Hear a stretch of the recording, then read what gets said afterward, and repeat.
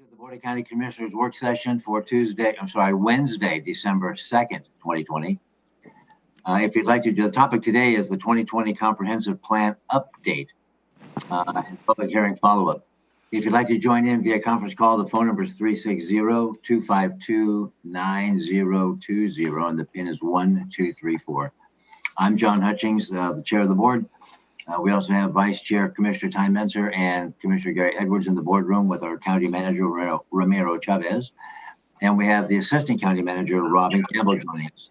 We also have Vice Chair as well as Josh Cummings, the Director of Community Planning.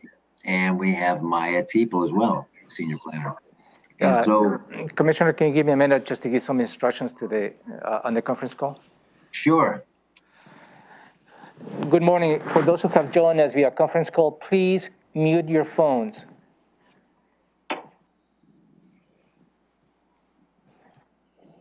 Again, if you join us via conference call, please mute your phones. If you don't, I will have to end the conference call.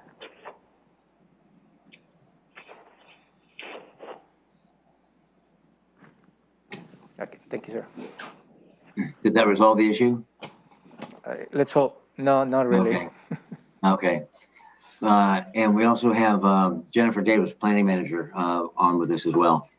So we'll start with you, Ramiro, if you want to start and frame this. Yeah, this is a follow-up to the public hearing that you got on November 24, 2020. And Maya is going to walk you through the many different comments you received. Also, as a result of that, Commissioner Menser requested no just an hour to go through this. So we do have a scheduled follow-up briefing on this on December 9th, I believe. So then it will here, you don't need to feel rushed on this hour. There's going to be a lot to discuss. We'll follow up next week. And hopefully next week, we'll ask the board as to how they would like to move forward on this particular proposal. Okay. We're going to Josh next. Thank you.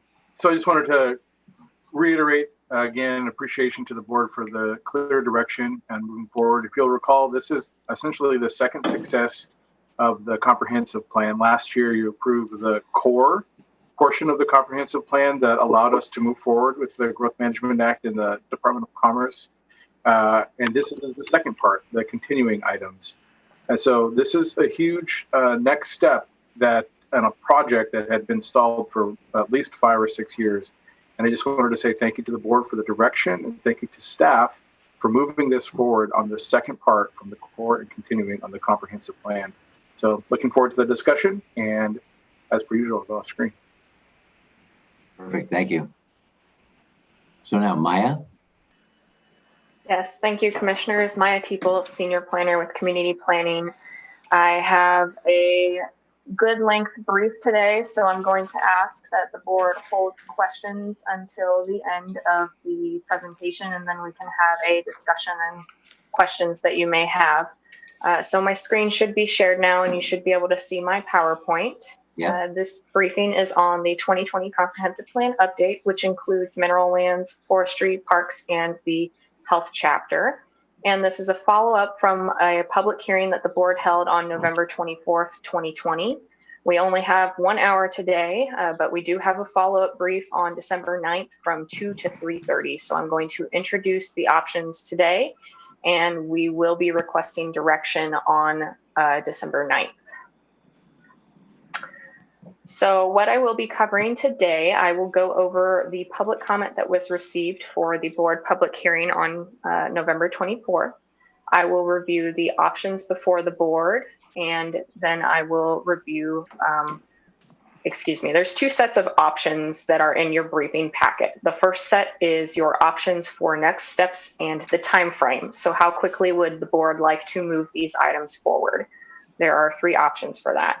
And there is also a set of options for what should be included in the comprehensive plan update. And those are the series of A, C, D, E, F. And I will go through both of those today.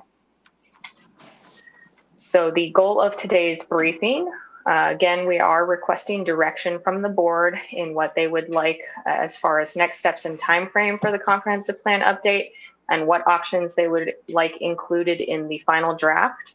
In order to take a final action on this item this year, that direction is requested no later than December 9th at that follow-up briefing next week. And this date is needed in order to allow staff to make the final changes in the draft and meet that. For recording your message. If you're satisfied with the message, press 1. To listen to your message, Hold on. press 2. You just turn the volume down on that? It's all the way down. Yes. For those who have joined us via conference call, please mute If your you're phones. satisfied with the message, press 1. To listen to your message, press 2. To erase and re-record, press 3. Please mute your phones. If not, I will end the conference call. If you're satisfied with the message, It's ended. So, go ahead. Thank you very much, because this has got to move on. Thank you. Thank you. This must fall into the once a year action, and that action would be anticipated for December 15th, the last meeting of the year. So moving into the public comments that we received, this is located, there's a brief summary in the 4-page briefing document, and there is also a summary in attachment 2 of the attachments part of your brief. That's page 3 of 198. We received 132 written comments for the comprehensive plan public hearing. Most of those comments were on mineral lands, 98% of them. And then we received 2 comments that were on the health chapter. One of those comments specifically did request some changes be made to the draft chapter, both text changes and policy changes that would add new policies and change some of the existing policies. And those comments center around adding new information on health equity, systemic racism, and information from the 2020 racial equity assessment. Public health is looped in on those comments, and they are joined me on this Zoom call. So if you have questions regarding those comments specifically, they are available for those at the end of the briefing. Continuing the public comments, most of the public comments, as I stated, were on mineral lands.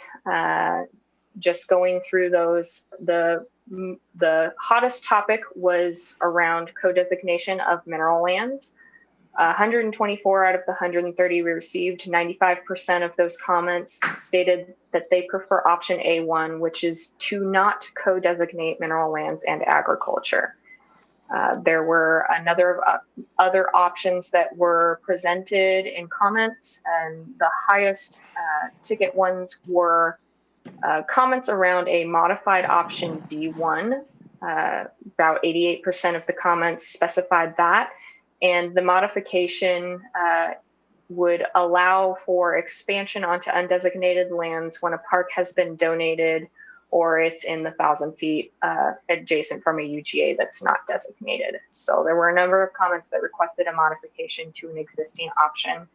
There were also around 88% of comments requesting a modification to option E1 to require that a minimum of at least 25% be mapped as designated in order for a parcel to be able to apply for a permit.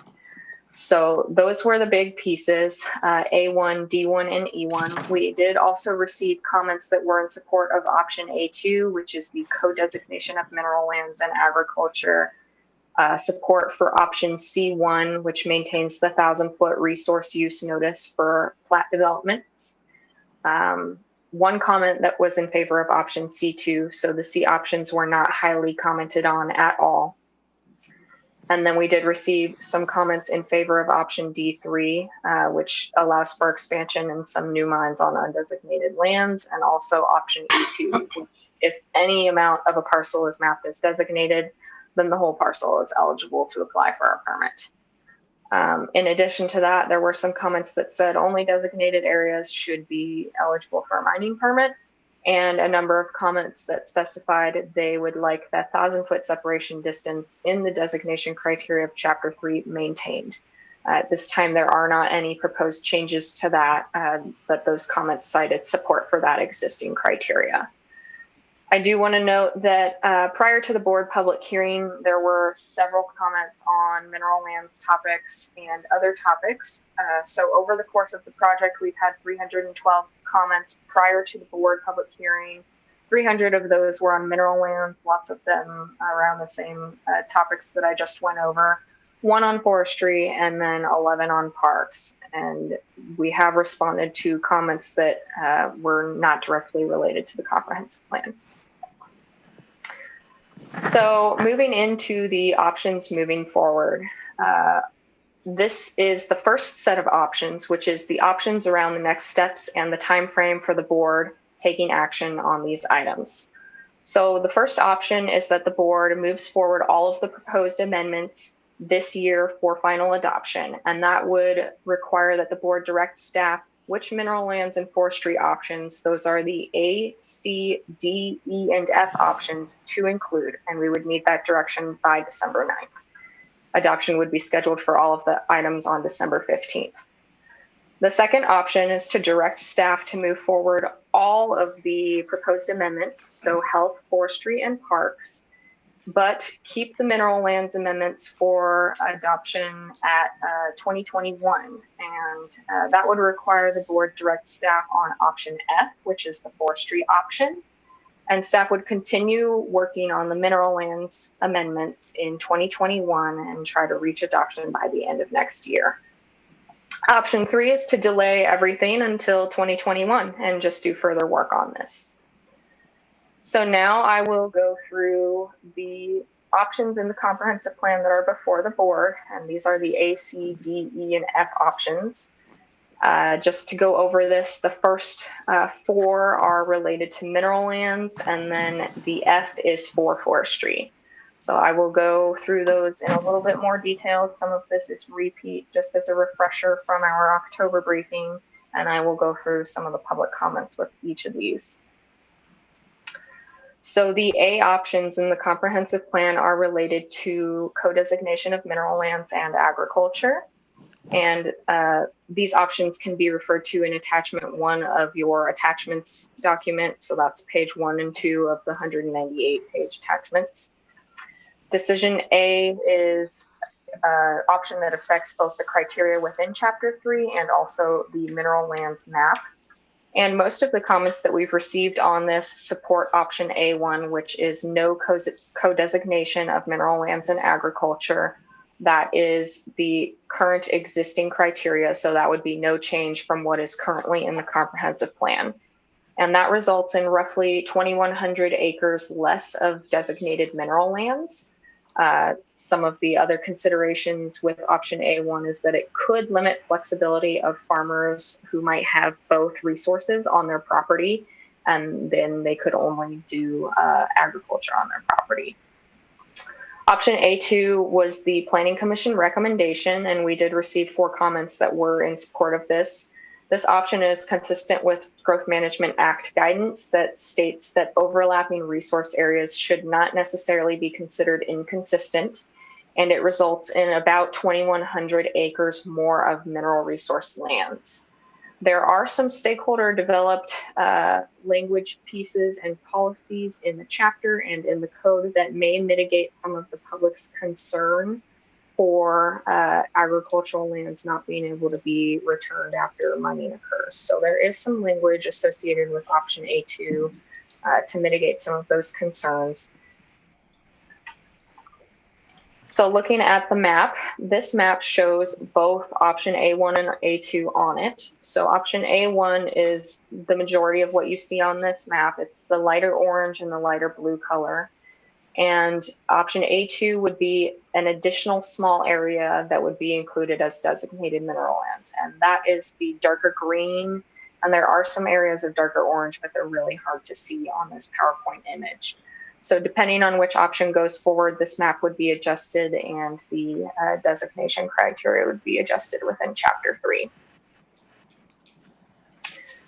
Moving on to the C options, these are options that are around resource use notices for plats. So this is when someone comes in for a plat permit and they are at the BDC filing for that permit, a resource use notice gets filed with the plat that states it's in a resource area, and there may be certain uses that are noisy or incompatible with residential development. So it basically lets folks know that there's a resource use that could potentially occur there. The current language in the county code is 1,000 feet, and that is option C1, which is no change from the current language in the county code.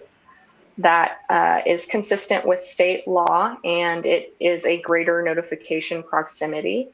And just as some history, the board did change from 500 feet to 1,000 feet back in 2003, and they found that was necessary. The comments we received were fairly light on these options, but we did receive more comments in favor of C1, which keeps the current language. And this was also the Planning Commission recommendation.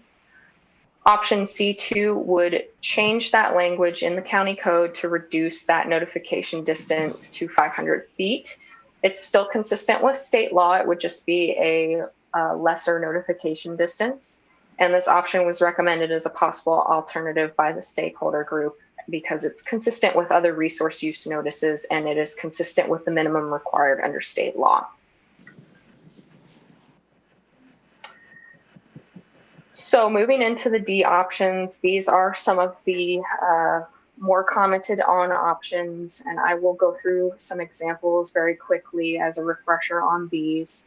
Option D1 allows for expansion only onto designated mineral lands. So that would mean that a new mine that's coming in or an expanding operation that is coming in for a permit can only apply to do a mineral extraction operation if it is designated on the map. This is the easiest option to implement, but it does have the least flexibility to the industry. And we received 115 out of 130 comments, so 88% of those comments were in favor of option D1. They did specify that they would like a modification to that option that would allow for expansion when a park has been donated. So in that case, if a park is donated by an operator, a mining company could expand onto undesignated lands. Or if it's 1,000 feet from an urban growth area, they could expand onto undesignated lands. Option D2 allows for expansion onto undesignated lands, and this option was developed primarily to honor existing operations and provide them with the flexibility to expand. It's a moderate to implement, so it's not super difficult, but it does require a little bit more manpower on the permitting side. And there is some flexibility to the industry. We did not receive any comments on this item. This is the middle ground option. And then option D3 is the Planning Commission recommendation. This is the most flexible option because in addition to allowing expansion onto undesignated lands, it also allows for new operations to site on undesignated lands when a park has been donated by a mining operator or there's an existing barrier within that 1,000-foot distance from a park.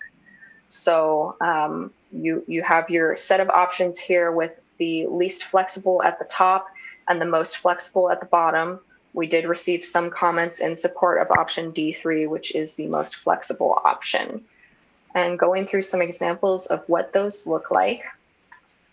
So this is a sample of option D1, which allows mining only on designated mineral lands, whether it's new or it's an expanding operation. So an example here, you have an existing mining operation, that's this brown square here, and this red line is the 1,000-foot from an urban growth area or a park. This operator cannot expand on any of the white squares because they don't have mineral lands mapped.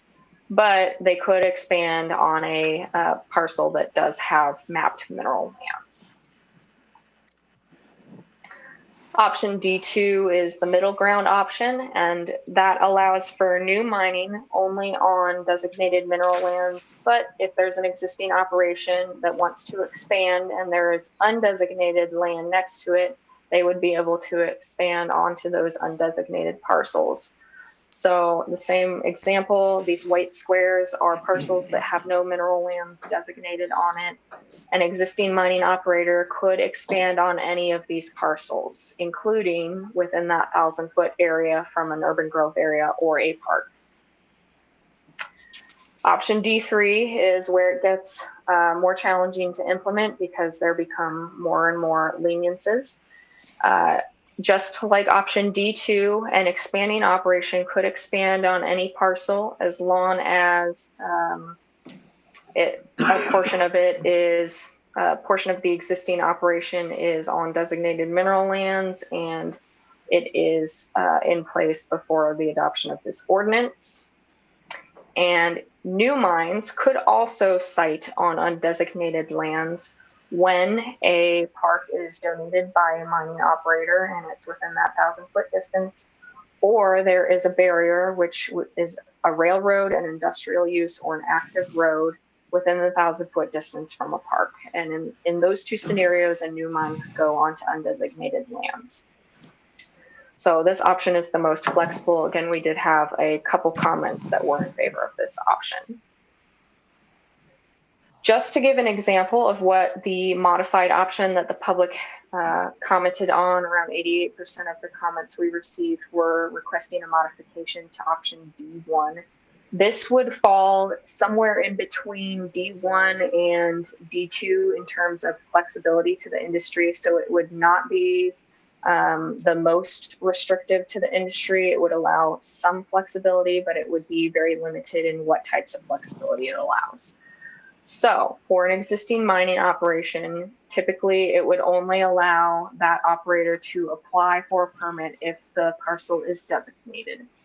There would be two exceptions to where an existing mining operator could potentially apply on an undesignated parcel, including within that 1,000 feet. And that is when it's 1,000 foot from an urban growth area, or it's a donated park and there's that 1,000-foot distance. So those are the only two scenarios when an existing operator would be able to apply on undesignated lands. New operators would only be able to apply on designated mineral lands. So again, this is somewhere in the middle of D1 and D2. Moving into the E options, there are 3 options associated with E, and this is how is a parcel interpreted when it comes in at the permitting center. The map is based on geology, so it does not conform with parcel lines, and there may be parcels that have half of a parcel or less designated as mineral lands. So option E1 is a double threshold that requires a minimum of a 1/4 acre and 5% mapped in order to be eligible to apply for a permit. If an operator comes in and the parcel has that much, they could apply for permitting on the whole parcel, including any area that might be within the 1,000 foot. We did receive 88% of the comments that were in support of that option with a modification. The modification being that at least, I believe it was 25% must be mapped in order to be eligible for a permit, and to not allow permitting within that 1,000-foot area. Those were the 2 requests of the modification comments that we received. Option E2 is the Planning Commission recommendation, and this option states that if any portion of a parcel is mapped with mineral lands, then the whole parcel can apply for permitting purposes. Still subject to site level criteria like critical areas, which are not really taken into consideration at this stage. They're dealt with more further down the line in the permitting process.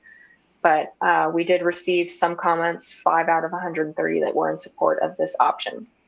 And E3 is the most restrictive and least flexible to the industry. This option requires that the entire parcel be mapped in order to apply for a permit. We did not receive any written comment that were in favor of this option. So going into long-term forestry, there are two options for the board. And the first option, F1, is make no change to the existing long-term forestry designation. There are 7 parcels that are about 173 acres under consideration from removal from the forestry designation with an associated land use amendment and rezoning to rural residential resource 1 to 5. Under option F1, all of those would be left as they currently are. That does not pose any change to the landowner. So it's just continuing the status quo of those parcels. Option F2, which was the Planning Commission recommendation to change all 7 parcels, would be to remove any number of those parcels, 1 through 7. The board has the option to choose, and change the land use and the zoning from long-term forestry to rural residential resource 1 to 5. We did not receive any written comments on either of these, and all of the landowners for the parcels were notified by email and then by postal mail, and all of the folks surrounding these subject parcels within 500 feet were also notified by postal mail. So no comments on these. Again, Planning Commission recommendation is to remove all 7 and rezone appropriately. So just to look at the map where those 7 parcels are, they are throughout the county, but there are 4 parcels that are in the northwestern portion of the county. And then we have a small one. This parcel D is roughly just over 5 acres. And then there are 2 parcels that total 80 acres that are just south of the city of Rainier. So circling back to the options for the next steps and time frame. I'm sorry, there's so many options here. It gets a little bit confusing, but moving forward, the board has 3 different choices for how quickly they would like to move forward the comprehensive plan update and what portions of the comprehensive plan update they would like to move forward. So option 1 is the only option that gets everything to a final action by this year. And in order to meet that, the board would need to provide direction on A through F no later than the 12/9 briefing. So there's a little bit of time to consider that. Option 2 gets most of the comprehensive plan update to a final action this year, but keeps the mineral lands changes going into 2021. So in order to proceed with that option, we would need direction on option F, which is the forestry land use amendment and rezoning. Direction still needed by December 9th for the forestry, and then the mineral lands pieces could continue into next year. And then option 3 is to just delay everything into 2021. We wouldn't need any direction aside from communication that that's the option the board wishes for next time frame. So that concludes my presentation, and now we have about 25 minutes for questions and discussions, and I can click back to slides if we need to. All right. Well, Maya, thank you for that. Very comprehensive. Well, you have a command of this subject matter. So put on your seatbelt because here they come. Commissioner Edwards, I'll start with you this time. Okay. I believe that we ought to be following the Planning Commission's recommendation. It was my understanding that we've got a very diverse Planning Commission, and it was a 9-0 decision by the Planning Commission. All members that promoted A2, C1, D3, E2, and I guess F2 on the timber end of it. Yep. And I personally do not like the 1,000-foot, but they made that recommendation. I believe if we ever are in a position that we try to implement the restrictions of 1,000 feet, we are going to open the county up to some serious litigation issues. And that's going to be because that 1,000-foot is as arbitrary a number as we could have in falling under our state constitution protections, which are the taking or damaging clause of our state constitution when it's without compensation. So I think I'm willing to move ahead on it. I think we've got future problems probably coming, but I want to get this done. And so I'm ready to move ahead with the Planning Commission's recommendations. Well, you addressed some of my stuff, but I've got a few questions. But Ty, you called for this meeting, and so I want to give you sufficient time to get everything out that you need or get information in that you need as well. Thank you. I've organized my questions by the different options, and that's kind of how Maya did it too. So I'll just start with option A, the A options, which is the co-designation.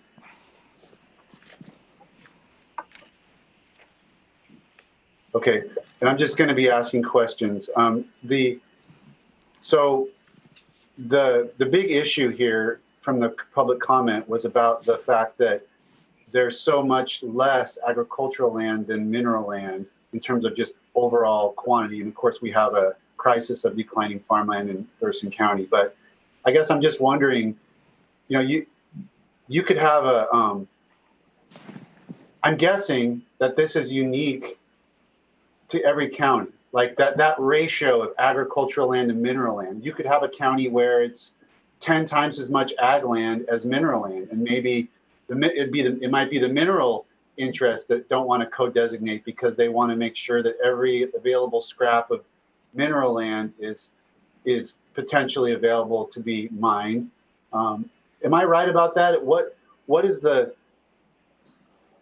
there, and maybe you can't answer this, Maya, but is there something unique about our ratio of agricultural land and mineral land? Is it unique, or is it unique that we have 10 times as much mineral land designated on the map than we would agricultural land? Yeah, you are correct that different counties will have different ratios. Not a lot of counties have done a full countywide designation of mineral lands. So I'm trying to think of a couple off the top of my head, and I'm sorry I can't recall what Whatcom or Snohomish have as far as ag versus mineral lands. But you're right, it could be different, and it could be the opposite for another county. Part of why GMA recommends that these areas overlap is because once that resource use is done, it can be converted to another use. So it's not a permanent use, it is a temporary use after which other uses can occur.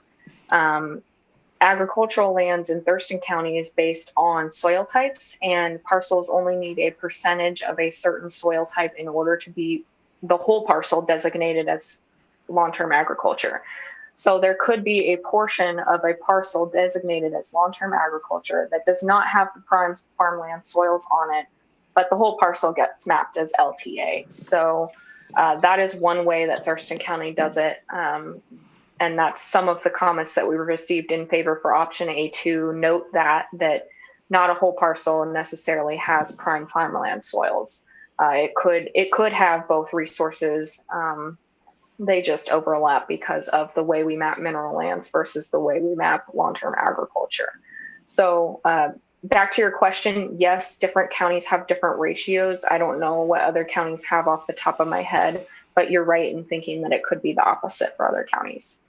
And my point there is just what I was thinking is that what might be appropriate for Thurston County might not be appropriate for another county, just because we have a particular ratio that's unique to our county. Now, your comments kind of segued to my next point or question, which was we had a public comment from a representative of Silver Springs who argued that that basically the soils involved are completely exclusive. You would never have somebody seeking to mine on an agricultural soil and vice versa, which, if that were true, I mean, I definitely took note of that and wrote it down. If that were true, that would be a pretty powerful argument for co-designating, but that wasn't consistent with my understanding because you just mentioned about the reclamation and how, certain lands can be, and I've actually read court cases where certain lands can be compatible with two different uses, the exact land, not just the overall larger parcel. So can you comment on the accuracy of his statement that there's absolutely no, crossover between those two uses? Yeah, I can't comment on the accuracy of that. What I can say is that within Thurston County, because we only require a certain percentage of a parcel to have prime farmland soils, that could mean that there's a portion of that parcel that doesn't. Let's say 75% of a parcel has prime ag soils, and 25% of that parcel doesn't. It just has hard rock. They could have the full parcel designated as long-term ag, and then a portion of mineral lands overlaying that parcel. And because we designate long-term ag on the whole parcel, there could be an area that's designated as long-term ag that's not necessarily with prime farmland soils. So there can be areas of overlap that may not have the same type of resource use. That being said, I think it would depend on the type of soils that are existing on the ag designation, because we do see that some ag soils that are considered prime are gravel lands as well. And you do have loose gravelly loam that is considered prime farmland, and that could potentially be a mineral resource area. And I know in other counties, particularly in eastern Washington, you can have both of these areas overlapping, but that's quite different than the type of agriculture and the type of mining that we have here in Thurston County. So I don't know the accuracy of that statement, but what I will say is that there are absolutely certain parcels out there that will have, although the whole parcel being designated as long-term ag, it may not actually have prime farm soils on the whole parcel. So there will absolutely be parcels out there that are portional and could potentially not have those resource areas overlapping in reality. Okay, well, I get that situation could occur, but his statement was very categorical. He basically said, you don't need to worry about losing farmland because you're never going to have a situation where a particular area could be used in either way. And it sounds like that's not necessarily accurate either. I don't want to take up the whole time. So I want to go to option D. This is obviously the most complex, and I've gone over this, and now we've got 3, and then we've got proposed modifications, and I frankly think a hybrid is probably appropriate given all the things that I've read and seen. One of the questions I wanted to ask you was one of the citizens' testimony talked about, and this might have been a written testimony versus oral, I can't remember, but it's in my notes that somebody talked about how this mapping change that we're doing is taking previously 6,000 acres designated of mineral land and changing it into 140,000 acres. And I wanted to hear if that's accurate, and if that's accurate, why was it 6,000 before? That is accurate, but it's not an apples to apples situation. It's more of an apples to oranges situation. So previously the county designated mineral lands by only mapping existing permitted mining operations as designated. So it was not based on geology. It was not, we did not apply the designation criteria in Chapter 3, though we had it. It was merely a mining operator came in for a permit, and they would go through the process to become designated on the map at the same time.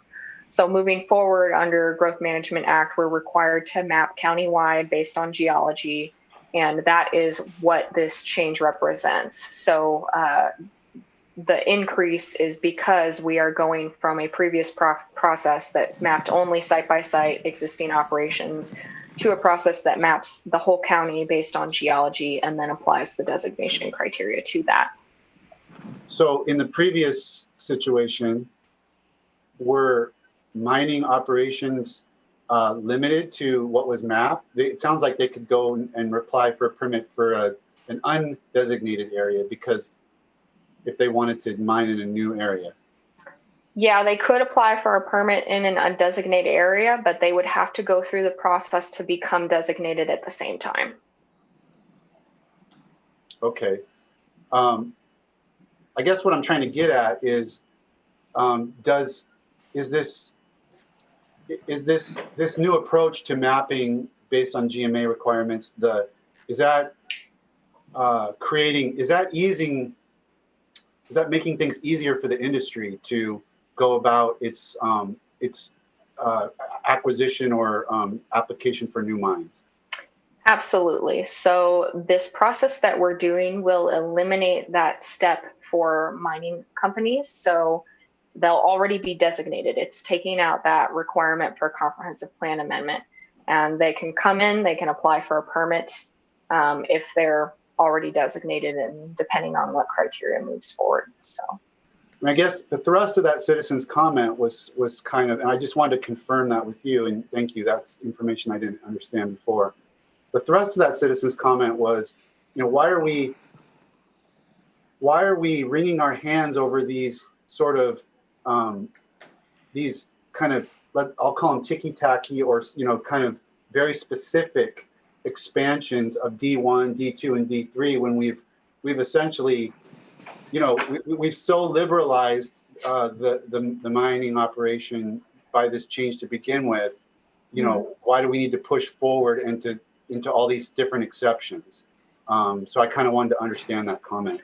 Right. And I will add to that previously D1 was kind of our status quo. So you had to be designated in order to do a commercial mine.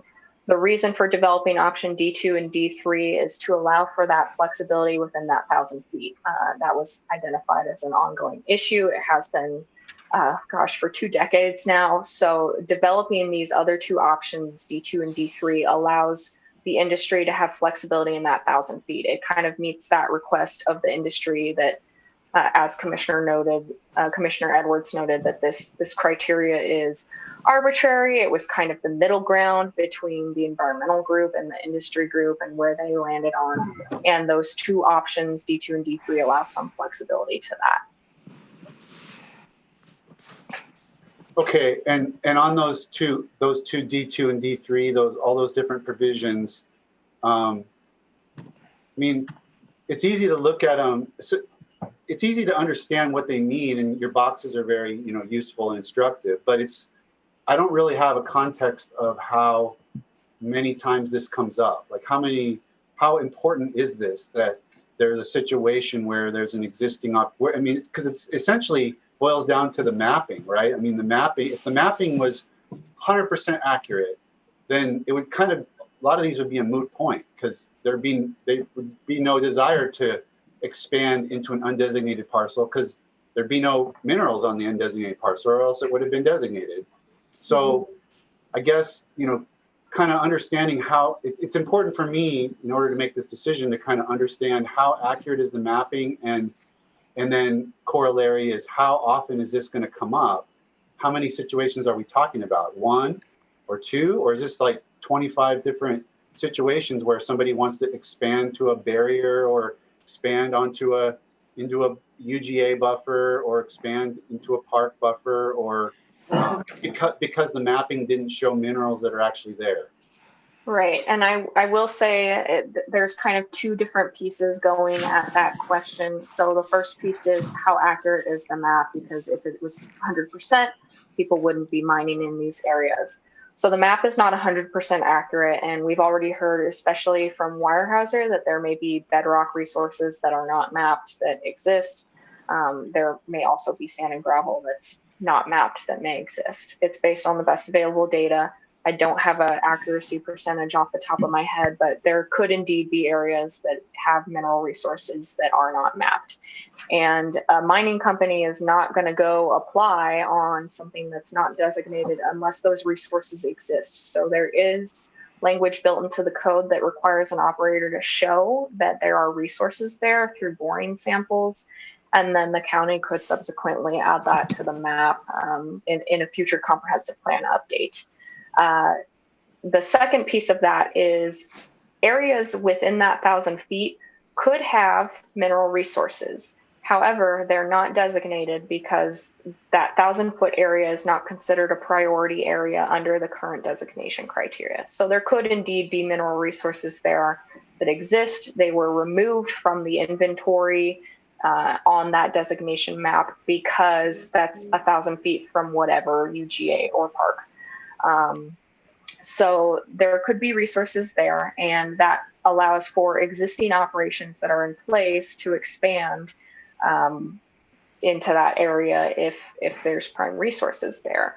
And this really gets at honoring the expansion of existing operations, because what we have heard from operators in stakeholder work group is that, let me gather my thoughts here, is that expansion is preferable over creating a new operation in a new neighborhood on a parcel that has never had a mining operation on it. It's preferred because it's more environmentally friendly. It's easier for the permitting process for the operator. It saves costs for the operator.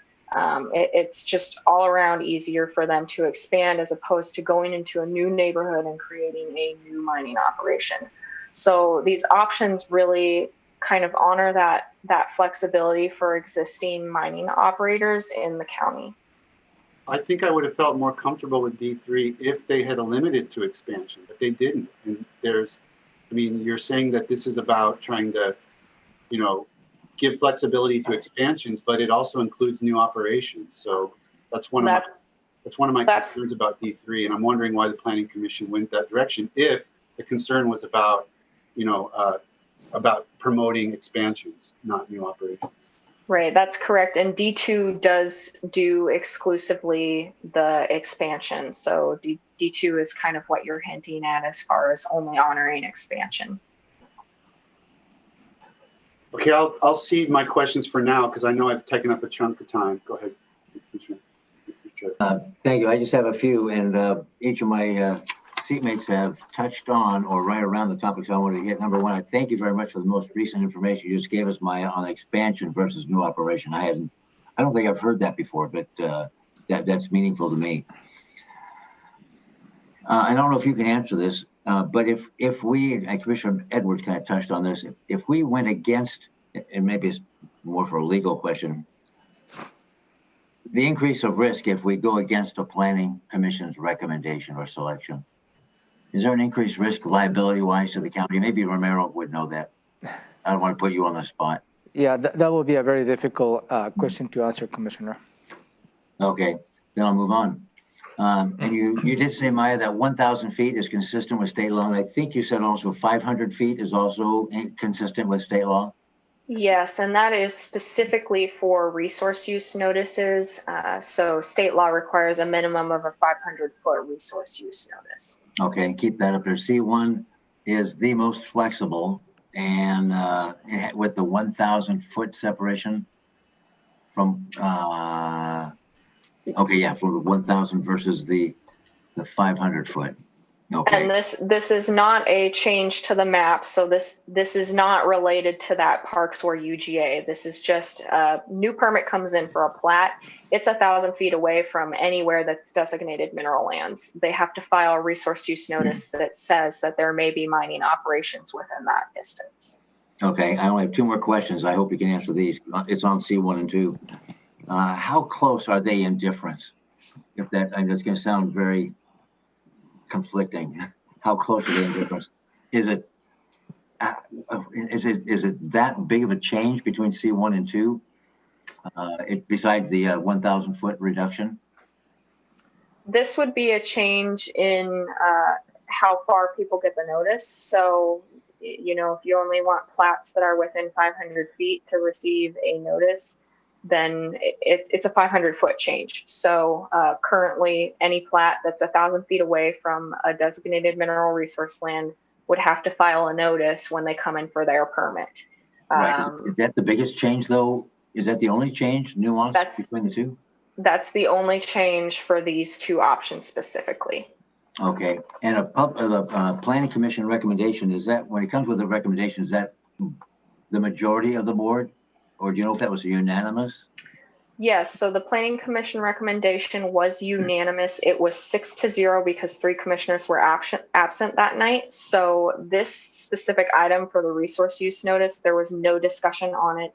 It was all 6 commissioners voting to maintain the current language, which is 1,000 feet. So I don't know if you know this or not. What was the vote on C2? Did they vote on that one then? Was it unanimous against it or what? They voted unanimously in favor of C1. So, okay. Well, we don't know what they did with C2 then. Well, it was between the two options.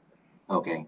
Mm-hmm. And then finally, this is on D3, and it's indicated in our package of D3 is the most flexible, but it's also the most challenging. Mm-hmm. In what ways is it challenging? So this option is challenging to implement because it leaves a lot more to the permit staff to interpret when they look at the map of designated mineral lands. So there starts becoming all these caveats to when mines might be able to apply for a permit on undesignated lands. For example, if it's expanding, or if there's a park that's been donated, then a new mine can apply on undesignated lands. And that just adds a little bit more process for the permit staff to investigate.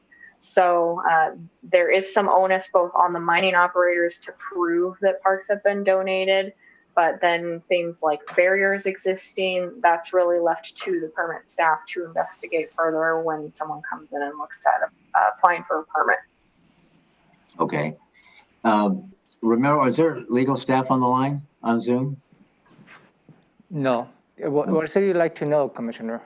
I was just wondering if legal would even give us a low, moderate, or high risk if we went against the Planning Commission recommendation.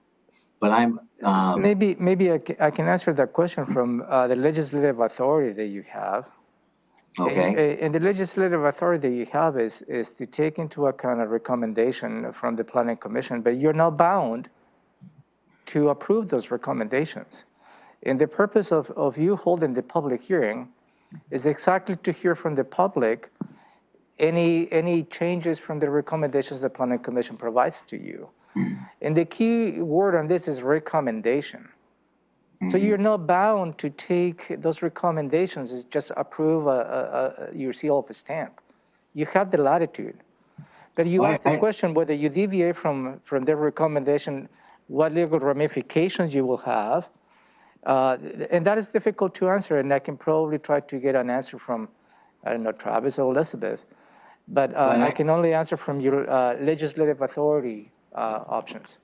I understand it's not a mandate, it's a recommendation. But with recommendations, no matter what we choose, there's a political component and a risk component with every decision that we make. I understand that. But I'll just say right up front, after having gone through this numerous times, I'm also in favor of A2, C1, D3, E2, and F2, all the Planning Commission's recommendations after giving this due diligence and great thought with tremendous amount of input.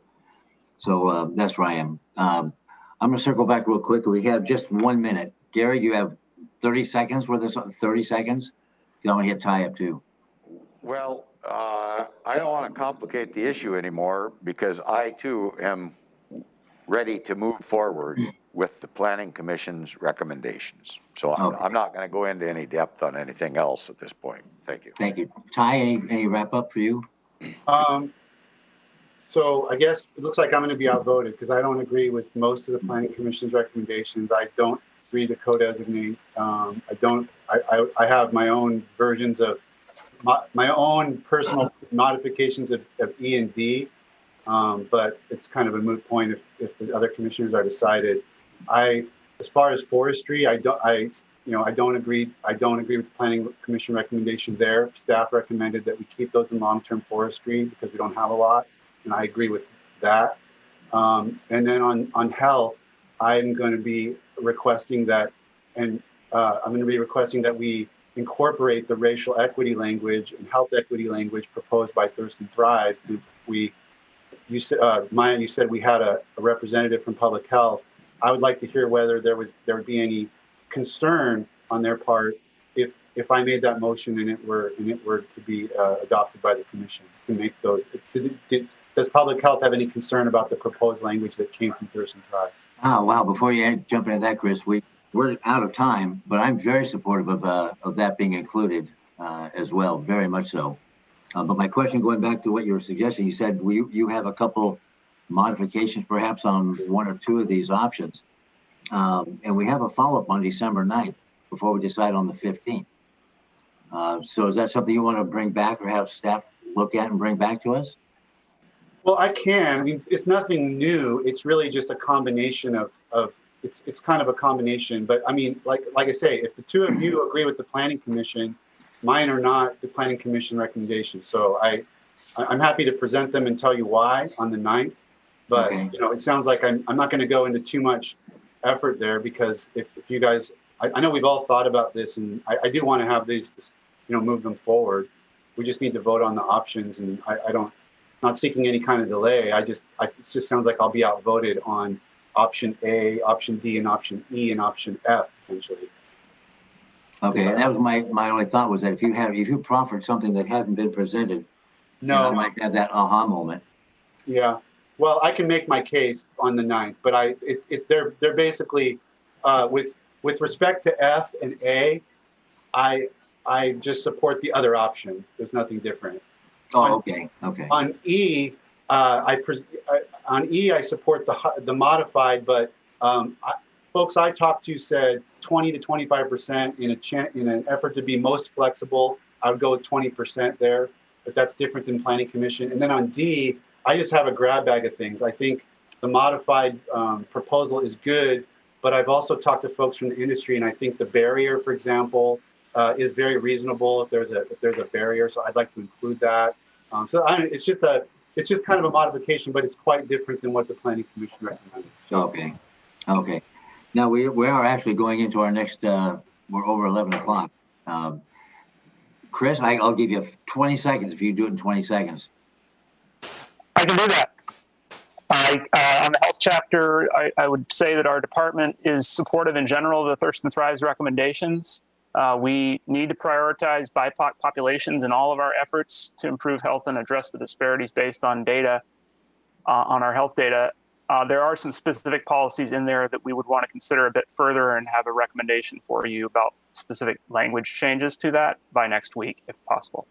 Perfect. So Ty, obviously you're in favor of it. I'm in favor of it. Gary, are you? Commissioner, are you in favor? Suggestion, Chris is proposing to bring some language. I'd recommend for you to review the language before you vote on something. Oh yeah, we're not voting. It's one here if we have at least unanimous support to include it. Yeah, so maybe just hold on until next week so you can have a more robust conversation on the whole process. That will be my recommendation. My vote, just to clarify, I was simply wanting to give I support Chris's proposal to tweak that language and bring back a proposal. Good, I support that too. Get busy, Chris. All right, so that concludes this meeting. We're going to move on to the next one in a new Zoom. Maya, thank you very kindly for your time and your knowledge and hanging around. We'll have more questions for you. Yeah, next meeting, we're now hosting the Zoom. That is HR. That's a welcome into county employees, so you need to connect individually. All right, great. Thank you. Thank you. Have we clarified what we're doing here as far as the Planning Commission option is where we're going? No, we're going to have a follow-up conversation next week on the follow-up briefing. Okay. That's December 9th. But it sounds like that's where we're going to me, but. It does. Okay. Where you're going. All right. All right. Thank you and goodbye.